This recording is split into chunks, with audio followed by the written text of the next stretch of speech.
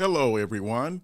Thank you again for coming to our podcast again. Hey, Dummy, a testimony of an overcomer. I'm Dr. Lonnie Clinkscale, and I am again so elated that you have taken the time out of your schedule to be with us today. I'd like to take a moment, first of all, to introduce my friend, Mr. Phil. How are you doing today, buddy? I am doing pretty well. Today is going to be a great show. We're going to learn a lot. The first episode, we learned a ton about you, and so we're going to dive a little bit deeper into a little bit about your childhood. But how are you doing today? I'm doing fantastic. What questions do you have for me today? Okay, so the first episode we discussed a lot about your childhood and your adolescence and all that stuff. But I wanted to kind of focus on the personal side of your learning disability. So your relationship with your siblings and your mother and father. Do you mind going back to some of that? Sure. Okay. I'd like to take a moment and talk about my mom. My mother, she, for an example, did not complete her high school education, even though she would share with us at one time she had gotten a scholarship to go to college to be a mathematician.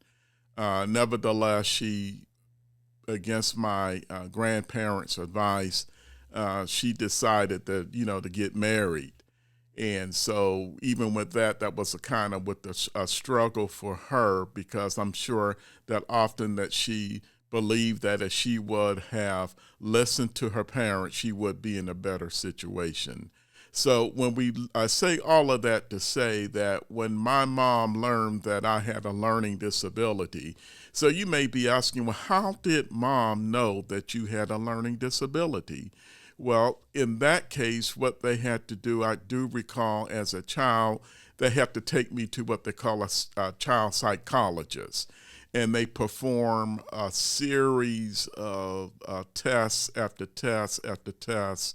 And the results came back that yes, your son has a learning disabilities, and here are the steps that need to be taken in order for him to have a chance. And we need to make sure that he have the support that he needs, especially by having a support system in place. I recall that as a child, my room, my and my brother's room was next to my mother's room, my mother and dad. And often dad was not in the home at all, even though he was working in the steel mills and had to travel different places to try to provide support for his family. I do recall hearing as a child my mother in the room. Late at night, I can actually hear her praying.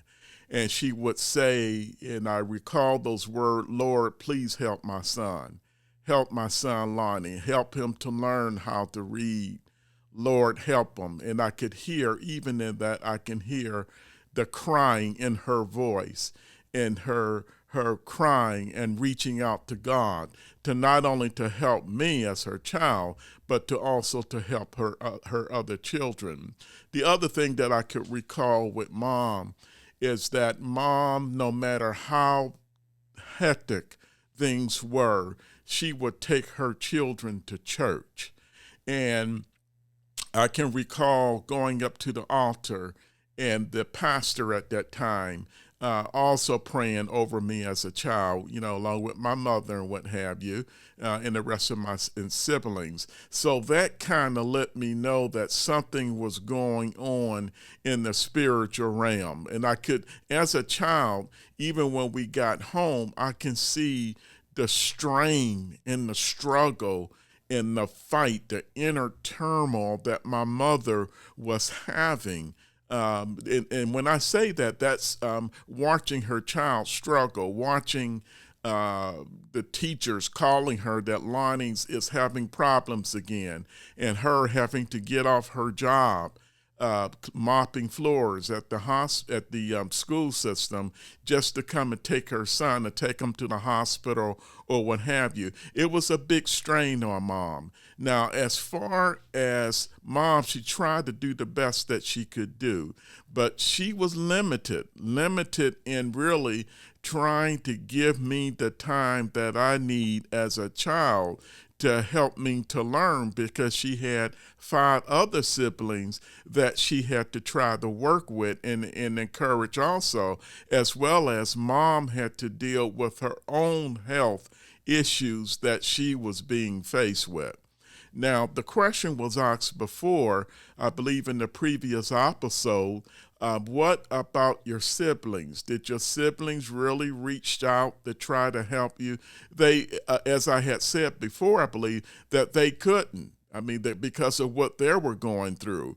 Now, I have a twin sister. I didn't mention that. Now, my twin sister, often she would try to do what she can to help a brother, or we would try to help one another. But it was more like, at that time, it was more like the blind trying to lead the blind, because there were times that mom wasn't really there. And what I mean by that is because mom was, she was working, cleaning. At the same time, mom would try to get little income by cleaning other people's homes and what have you. I remember the time that mom would take me right along with her to wash walls and do whatever that needs to be done to help me to be active, and that way she will keep an eye on me as a child.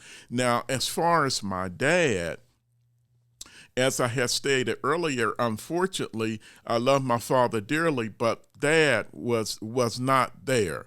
My dad just wasn't there, period, and I didn't really feel any emotions or any love in that area at all. Just being honest with you, he just wasn't there. But I learned the most important thing as an adult now, that I had to understand that even though dad was not in the picture at all, I still love my father. And I had to learn the most important thing, and that is the art of forgiveness. Mm. Now, when you mention forgiveness, we can get a little deeper here. So he never told you that he loved you. He never told you that he was proud of you.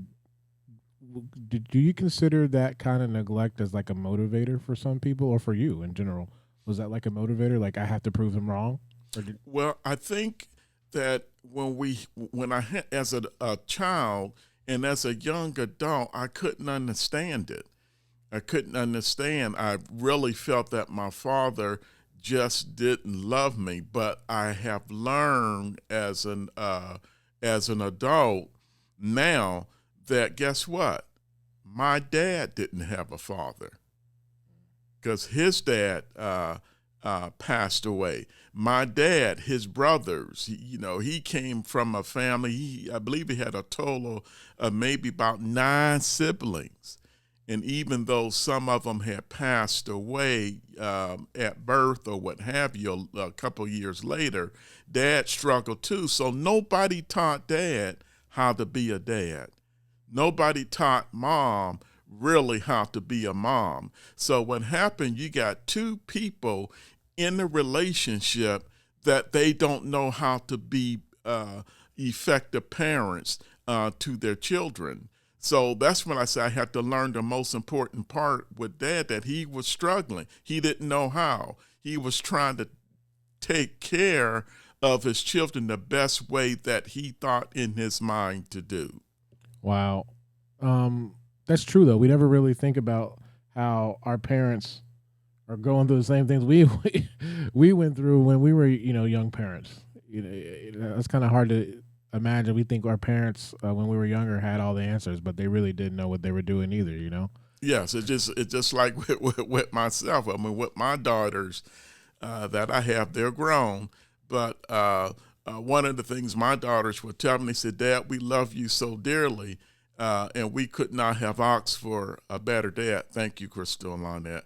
But one of the things that they did say, they said, but you know what, Dad? You gave us everything that we wanted. But there's one thing, Dad, that you did not give us much of. And I said, Crystal, Lonette, what is that? I try to put you in the best schools. I bought you the clothes that you need. I know that y'all ate good because I love to eat. I know I took care of that. I know I kept you, got you all in the best place, best environment. They say, yes, you did, Daddy. Thank you. But the one thing that you didn't really give us, and that's quality time. I said, well, what do you mean by that? Well, Daddy, you worked a lot. You pull a lot of overtime. You did a lot of things, but we wish that you would have spent a lot of time with us. But guess what? We got good news for you, Daddy. I said, well, what is that, Lonette? You got grandchildren. There you go. So now you have that opportunity to redeem yourself, and by taking care and spending more time with your grandchildren. So going back to my parents, that's kind of take you a little bit deeper into, as far as the learning aspect. They couldn't really teach me anything about the learning part because they were, no one really taught them in that area. Now, did any of your other siblings have any learning disabilities as well? Or? Yes, I would say yes. My twin sister, she had a lot of struggles, similar struggles with me.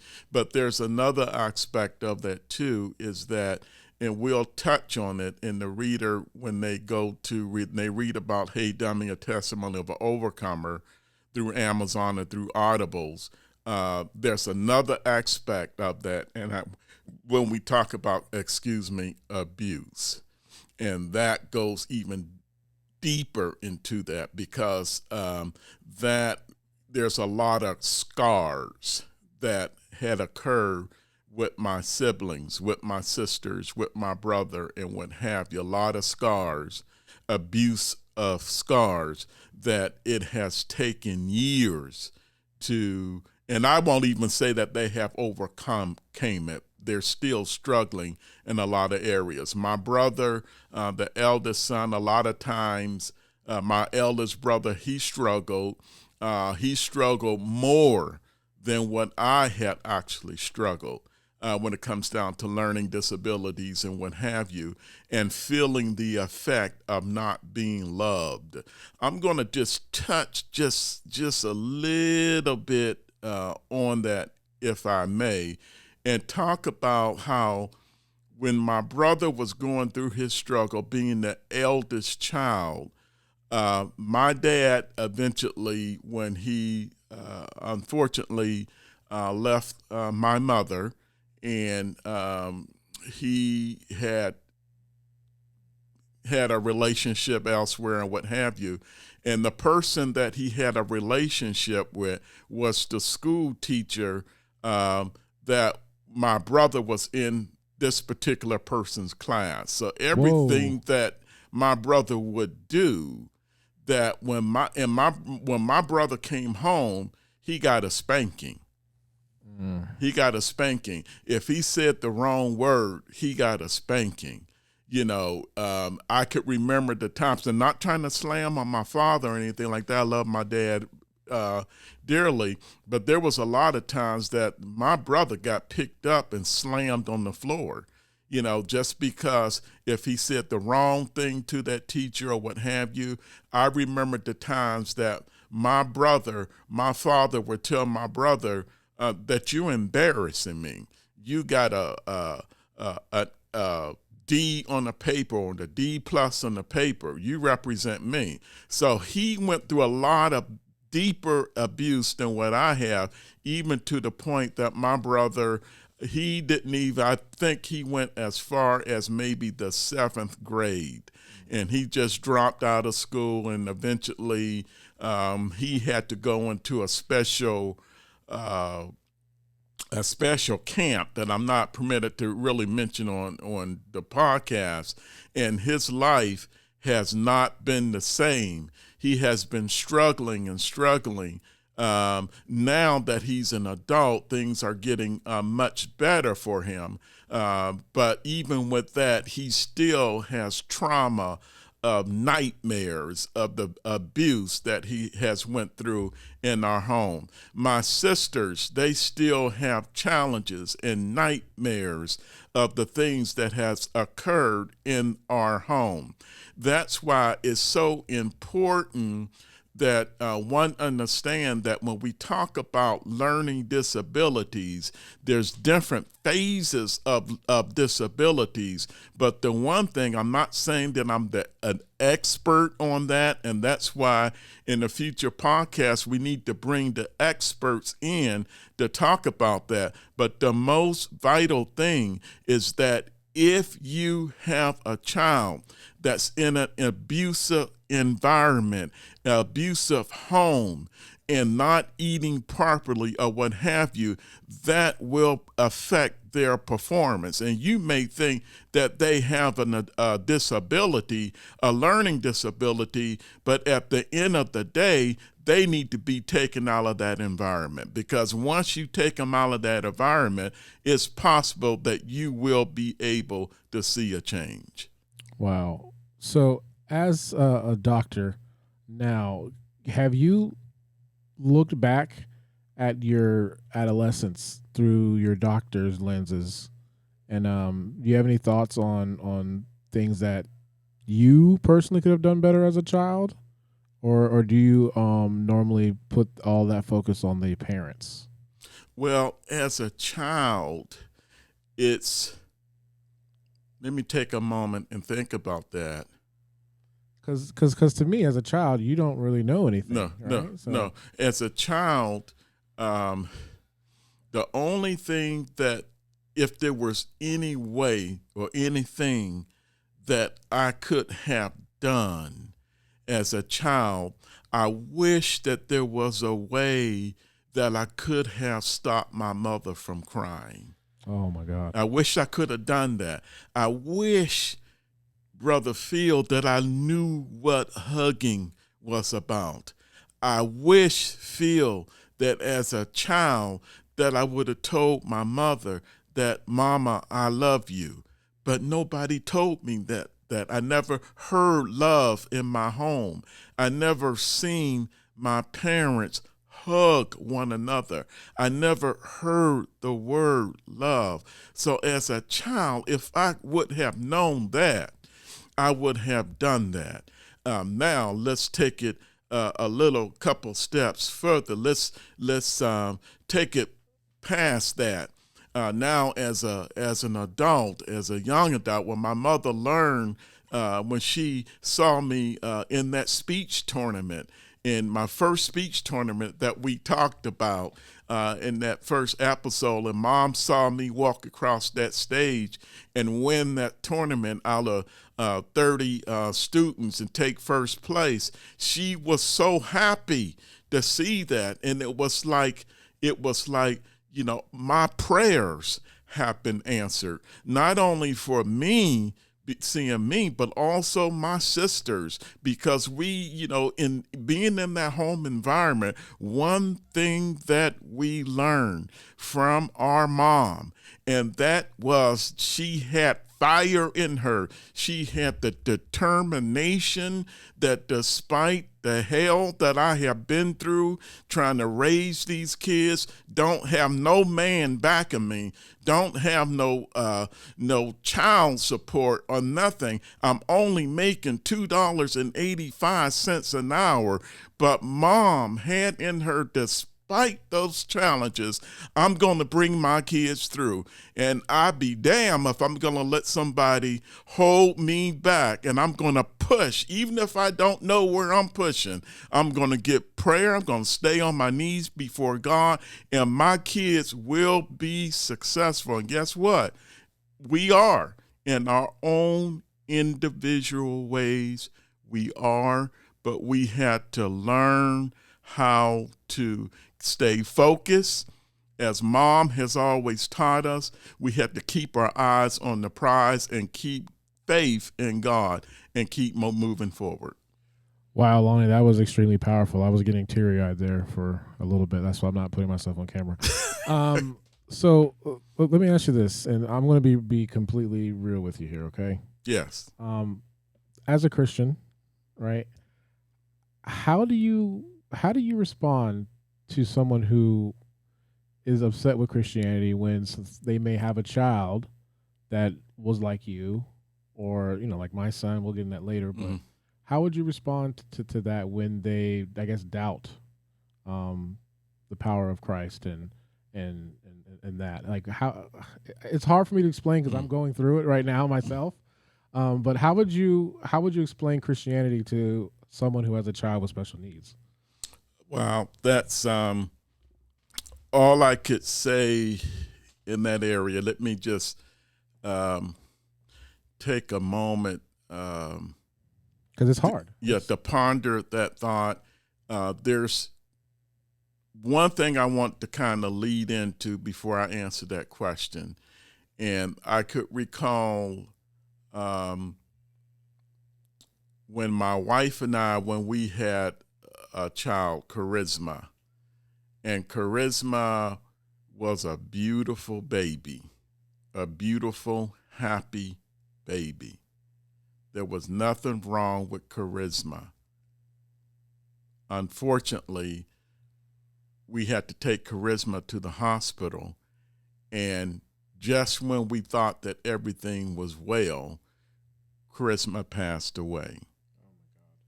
So inside of me, Phil, I was angry. I was angry with God, and I also became angry, and I hope my readers and my listeners don't take it this way. I even became angry at my wife. I'm just being upfront with you, being upfront with my audience, because I didn't understand, and I asked the question, Lord, how could we have a perfect baby, and how could you take that child? I'm angry at you. But then the Lord had to work with me and let me know, even in that state, that charisma is in his presence. Now that's different. So let's go back to the learning disabilities. When you have a child that has a disability, I learned that through my mother, despite everything that I went through, that my mother loved me where I was at. So what I'm saying is, despite the disabilities, despite the challenges, my mother loved me where I was at. Okay, her love never went away. It stayed the same, and and I appreciate that. Now, if I can, Phil, I like to mention my sister Rose. My Rose have a special needs child, and Rose um, changed my niece's name. She changed her name to Joy. So we asked her, I said, well, Sister Rose, they call us twins. They said, you got three twins, Rose, Lily, and Lonnie. Lily is my twin sister. okay. And Rose, she's my twin also. So I guess there's three of us. So, but Rose loved Joy so much. She said, brother, it's God has taught me that it's a joy. I don't understand. I don't have all the answers. I don't know everything, that why it happened and what have you. But this I do know. I know that God has given me the strength and the wisdom and the support that I can lean on him. And that's what has guided me through. So the answer to that family that have that special love person, I believe that God will give you the strength to make it through and give you the support that you need. We just have to dig deeper to try to find the support that is there. You did nothing wrong. Sometimes, We think that, well, the reason why this child is the way it is, and we try to put our own selves through guilt trips, but we can't do that. You know, God will give you the strength to help your child, but we have to continue to love them where they're at. Does that make sense? Yeah, it does. It does make sense. And yeah, it's hard sometimes when you think about it. That's why I had to ask you. Yeah. Now, the other thing with that, my wife, and hopefully we can get her on a podcast. She's a family marriage therapist, and she counsels and deal with families all the time that have those same questions, and God uses her to help step them through and provide them with the support that we need. And I think another good thing is, because it's still in that family when we talk about disabilities and what have you, I like to also bring Rose, my sister. Joy is now 38 years old. And for 38 years, Rose been loving Joy where she's at. And she had there's no father in her home. So she had to do all of that and had to deal with those situations and what have you. Wow. Let me ask you one last question here. This is more like if a family is going through what you were going through, now there's more resources. I know you talk about like your wife has all that stuff, but as a doctor, what's the first step you should even recommend to somebody who's even thinking about getting their child help? Is there even a first step? I believe that there is a first step, and the first step that I believe that you have to try to seek the resources that's out there. That's the first step. The other thing that we have to realize that, yes, there's something that's different that's occurring with my child. And you have to go out there and at least you got to get the professional diagnosis. Yes, you got to make sure that that's happened, because if we take a step back, like my mother and father, my mother didn't know what the heck was going on with me. She didn't know. She didn't know. So someone told them, said, well, you have the first step, Lily, that's my mother's name. Lily, the first step that you got to do, we got to get Lonnie to a professional mental health counselor that can work with him and give him let's see where he's at. And that's the first thing that she done. But sometimes I think, and I'm not a professional in this area. I can only speak about what my mom shared with me when she learned that I have written this book and what have you. And I had questions for her. How did she deal with me? She said, well, Lonnie, the first thing is that I didn't know what was going on with you, but I had to get you help. I knew that. But she couldn't take it personal. She couldn't say, well, hey, I'm the problem. Lonnie's the problem. I need to get my children help. So that is the first step. And you can't be defensive. If the professionals say this is what you need to do, A, B, C, D, E, then you have to trust the professional to help guide you. There may be some things that you may disagree with, but you have to trust them. They are the professionals. And I will tell you this, and I'm going to bring it like the way it is. Some of y'all may not like it, but I'm going to say it. I believe 100% in prayer. Prayer does work. But God also has given that gift to your doctors, to your psychiatrists, and what have you, to help give you the tools to help your children. Does that make sense? It makes 100% sense. And, maybe we can deal with this in another episode, but I do have some questions later that I'll ask you about modern Christianity and stuff. So Oh man, that'll be a whole nother episode. Yeah. But I think today's show really hit home. I didn't put myself on camera a lot because I was getting emotional what you were talking about. But very good stuff, and I really appreciate you coming out here and kind of breaking down and going deep into your childhood. And I hope if someone is watching this, they can get some nuggets out of there that they can actually take some actionable steps with that.